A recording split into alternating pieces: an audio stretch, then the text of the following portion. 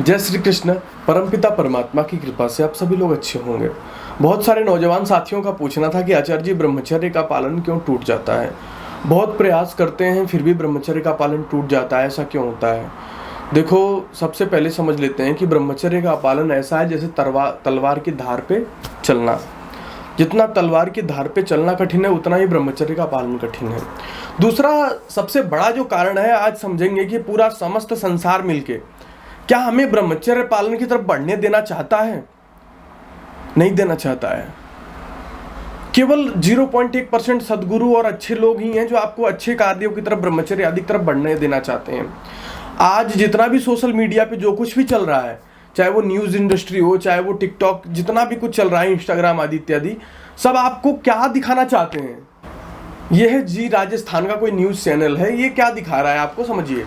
ये कह रहा है कि उर्फी जावेद बिना कपड़ों के थी, शीशे के पीछे पैंट ने बचा ली इज्जत। तो ये कौन सी ऐसी खबर आ गई, देश में तहलका मच गया, या आतंकवादियों ने हमला कर दिया है, या इससे कुछ लोगों को जानकारी मिल जाएगी। ये खबर क्यों दिखाई जा रही है आपको कि उर्फी जावेद शीशे के सामने निर्वस्त्र थी और पैंट ने इज्जत बचा ली, और आज इन्होंने, दूसरा न्यूज़ चैनल दिखा रहा है कि आज इन्होंने बिना वो चैन वाली और हाथों वाली कुछ ड्रेस पहनी है, ऐसे ड्रेस पहनी जिसमें पीछे कपड़े ही नहीं है। ये खबर न्यूज़ वाले क्यों दिखा रहे हैं आपको भाई? क्योंकि उनका उद्देश्य खबर दिखाना नहीं है। आज उनका उद्देश्य क्या है? उनका उद्देश्य आपके मस्तिष्क पे हुमार चढ़ा करके और टीआरपी लूटना और पैसा लूटना है। उनका उद्देश्य न्यूज़ नहीं दिखाना है, उनका उद्देश्य पैसा कमाना है।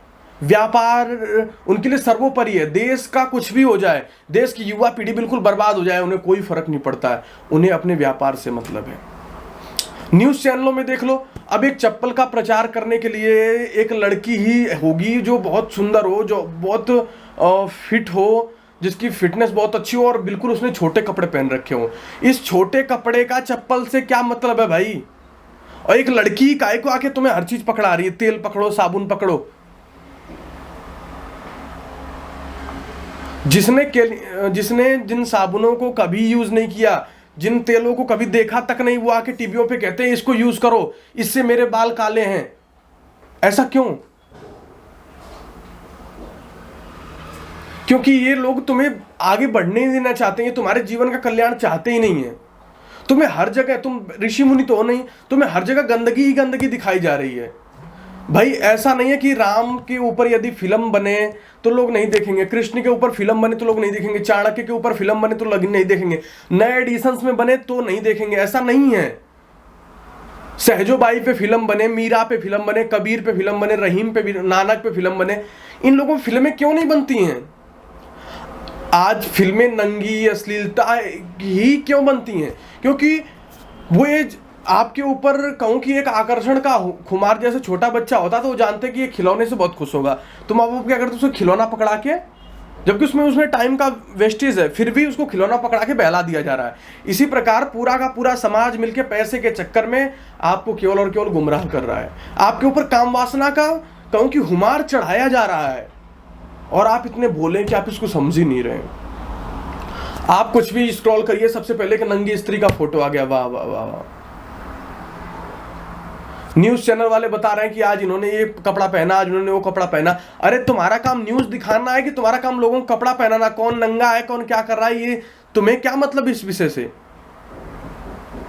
तो ये जितने भी न्यूज चैनल हैं या जितने भी अखबार हैं, उनमें देख लीजिए उठा करके, या आप सोशल मीडिया पे कोई वीडियोस उठा के देख लीजिए, वहां आपको दिखाया क्या जा रहा है? वहां आपको वो नहीं दिखाया जा रहा है जो आप देखना चाहते हैं। क्या आपको अष्टावक्र की मूवी दिखाई जाएगी तो आप नहीं देखेंगे, मना कर देंगे? नहीं, आपको दिखाई ही नहीं जा रही है। क्यों? क्योंकि उसकी आड़ में कुछ और आपको दिखाया जा रहा है जिससे उनकी टीआरपी थोड़ी और बढ़े। क्योंकि ऐसा ना, ये मन है, मन गंदी चीजों में जल्दी जाता है, क्योंकि ये वासनाओं से भरा हुआ मन है, जन्मों जन्म के संस्कार हैं, वो कैसे अचानक छूट जाएंगे?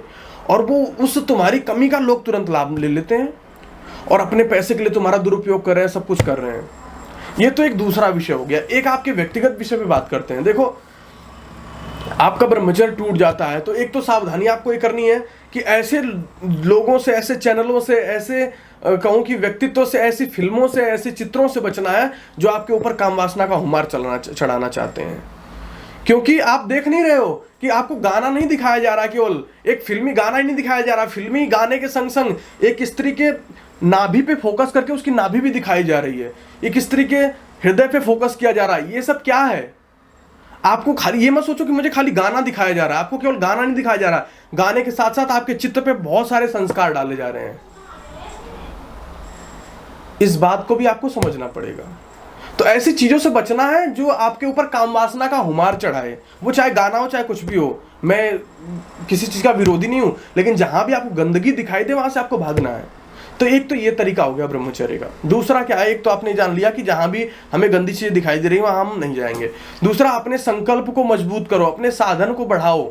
साधन कौन कौन से होते हैं ब्रह्मचर्य पालन के? साधन ये होते हैं व्यायाम करना, प्राणायाम करना, मंत्र जाप करना, सत्संग सुनना, विद्वानों की बातों को सुनना, उसको अमल करना। और हमेशा ध्यान रखो, आप लोग तो ये वीडियोस देख रहे हैं, जो ये सुन रहे हैं कि ब्रह्मचर्य पालन मैं करूंगा, वो भी समझ लो कि बहुत भाग्यशाली है। और ये बहुत बड़ी बात है कि वो सुन रहे हैं कि मैं आगे से अब संकल्प लूंगा। आदमी इतने के लिए भी तैयार नहीं होता। इतने नारकीय लोग हैं, नरकीय लोग हैं इस देश में। ठीक है, तो आप लोग बहुत अच्छे हैं जो इस वीडियोस को देख के और संकल्प लेते हैं कि हम जीवन में कुछ करेंगे। वो बहुत अच्छे हैं, बहुत कुछ आगे करना चाहते हैं, उनका जीवन वास्तव में सुधरेगा। लेकिन जो सुधरने के लिए तैयार नहीं है, ऐसे बहुत सारे लोग हैं, तो उनकी बातें में नहीं करनी है।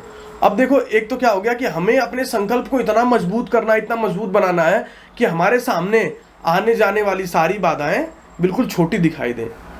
यदि आप ये पूर्णतया संकल्पित हो जाते हैं कि मुझे ब्रह्मचर्य का पालन करना ही है, तो ये ध्यान रखो, आपके ऊपर कितनी भी काम वासनाओं का खुमार हो, यदि आप अपनी तरफ से दृढ़ हैं तो आपसे पराजित हो जाएगी। क्योंकि वो आपसे शक्तिशाली नहीं है, पर वो आपको विचलित कर सकती है। बात समझिए, वो आपसे शक्तिशाली नहीं है, लेकिन वो आपको विचलित कर सकती है। शक्तिशाली आप उससे ज्यादा हैं, पर आप उस बात को समझ नहीं पा रहे हैं।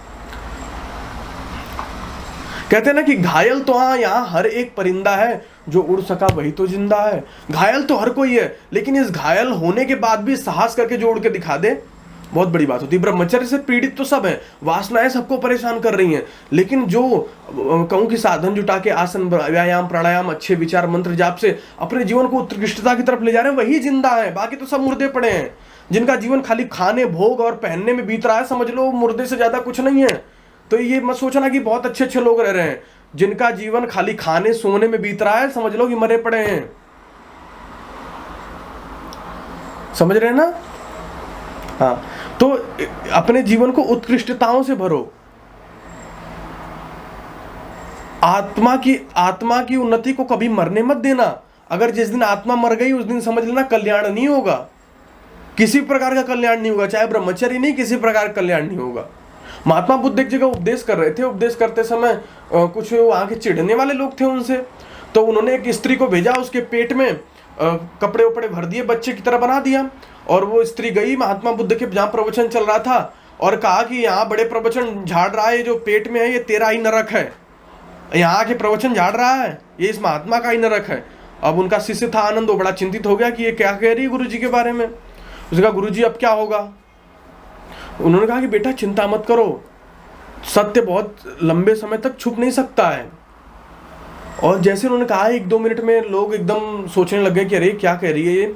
असोई उसकी जो करधनी थी वो नीचे सरक गई और सारा उसका जो भी उसने पेट में लगा रखा था सारा नीचे गिर गया। और लोग बहुत क्रोधित हुए और उस स्त्री को मारने भी पहुंचे।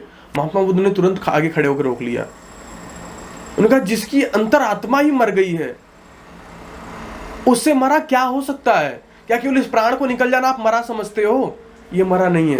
अपने अंतःकरण को कभी मरने मत देना। जिस व्यक्ति ने अपने जीवन में अपने अंतःकरण को नहीं मरने दिया वो जीवन में बहुत उन्नति करता है। जिसने अपने अंतःकरण को, जिसने ये संकल्प ले लिया, जो ये जानता है कि मेरा जीवन में कुछ नहीं खोया। एक महात्मा की कहानी बताता हूँ आपको। एक महात्मा के पास एक आदमी गया, उसने कहा कि महात्मा जी मुझे लगता है कि लोग मुझसे कह रहे हैं कि मेरा सब लुट गया है, बर्बाद हो गया। क्या वास्तव मेरा लुट गया, बर्बाद हो गया? आप बताइए। तो कहते बेटा जब तक तूने ये नहीं सोच लिया कि मेरा बर्बाद हो गया, मैं लुट गया हूं, तब तक तू लुटा नहीं है। क्या सांसारिक वस्तुओं से तू अपने आप को पूर्ण समझता है? क्या ये तुझे पूर्णता दिलाएंगी? तुझे ये पूर्णता नहीं दिला सकती हैं। तुझे स्वयं में पूर्णता खोजनी होगी। और जब तक आप स्वयं में पूर्णता नहीं खोजते, अपने विचारों को अच्छा नहीं बनाते, तब तक बात बनती नहीं है। जितनी बार संकल्प टूटे उतनी बार संकल्प करो, उससे बड़ा संकल्प करो, उससे ऊंचा संकल्प करो। एक समय ऐसा आएगा, एक सीढ़ी पे चढ़ोगे फिर गिरोगे। बच्चा होता ना, बच्चा क्या करता है कि आगे चढ़ता है एक सीढ़ी पे, फिर गिरता है, फिर चलता है, फिर गिरता है, फिर चलता है, फिर गिरता है। एक समय ऐसा धीरे धीरे धीरे चलने लग जाता है वो। तो चलते रहो, संकल्प करते रहो, टूटेगा, लेकिन प्रयास करो कि कर्रा संकल्प हो, कठिन संकल्प हो, और एक समय ऐसा आ जाएगा कि आप बलवान हो जाओगे और आपका संकल्प कभी नहीं टूटेगा। आपका ब्रह्मचर्य जीवन बहुत विशाल होगा। और ब्रह्मचर्य खाली वीर रक्षा ब्रह्मचर्य नहीं होता है। ब्रह्मचर्य की बहुत चीजें, बहुत कहूँ कि बहुत विशाल ब्रह्मचर्य की खाली एक शाखा है ये वीर। उसके बाद पूरा पेड़ आपने पढ़ा ही नहीं। उस पेड़ को मैं आपको अगली वीडियो में पढ़ाऊंगा कि ब्रह्मचर्य का संपूर्ण भाव क्या है। इतना ही कह के मैं अपनी वाणी को विराम देता हूँ। परमात्मा से प्रार्थना करता हूँ कि आपके जीवन में खुशियाँ हों। इतना ही कह के जय श्री कृष्ण।